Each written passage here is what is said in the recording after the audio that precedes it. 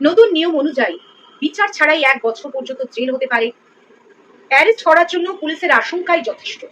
থাকছে না আইনি সুরক্ষার অধিকার।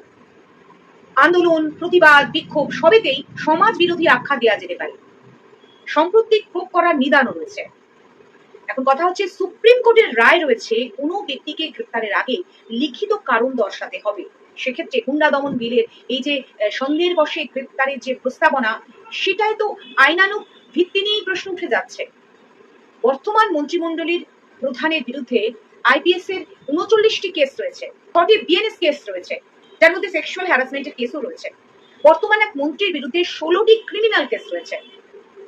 আইপিএস 506 ধারায় 6টি কেস রয়েছে, আইপিএস 379 ধারায় 4টি কেস রয়েছে, আইপিএস 707 ধারায় 4টি কেস রয়েছে। এখন যদি ধরে নেওয়া হয় এগুলো সবই পূর্ববর্তী সরকারের পুলিশের দেওয়া সাজানো কেস, তার মানে কেস সাজানো যায়।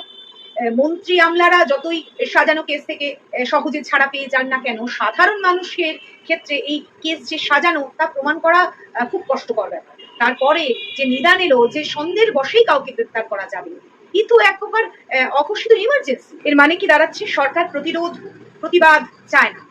এমনিতেই তো বিধানসভার ভেতরে বিরোধী প্রায় নেই বললেই চলে। বিধানসভার বাইরেও যদি এভাবে কণ্ঠ রোধ করা হয়, সবাইকে হুন্ডা, অ্যান্টি সোশ্যাল এরম বলে দাগিয়ে দেওয়া হয়, তাহলে তো গণতন্ত্র বলেই আর কিছু থাকছে না।